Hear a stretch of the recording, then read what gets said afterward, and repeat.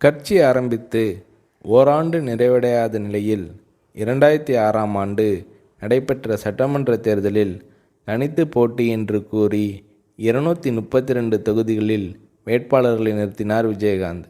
பாமகவின் கோட்டையான விருதாச்சலம் தொகுதியில் அமோக வெற்றி பெற்றார் விஜயகாந்த். அந்த தேர்தலில் தேமுதிகவுக்கு 8.4% வாக்குகளை பெற்று தந்தார் விஜயகாந்த். அதனைத் தொடர்ந்து 2009இல் நடைபெற்ற மக்களவைத் தேர்தலில் தனித்து நின்று 10% வாக்குகளை தேமுதிக பெற்றது.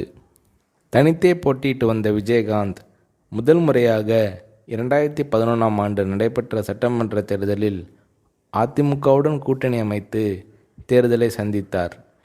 தேமுதிக 29 இடங்களில் வெற்றி பெற்று எதிர்க்கட்சி அந்தஸ்தை பெற்றது. ரிஷிவந்தியம் தொகுதியில் போட்டியிட்டு வெற்றி பெற்ற விஜயகாந்த் அவர்கள் முதல் முறையாக சட்டமன்ற எதிர்க்கட்சி தலைவரானார்.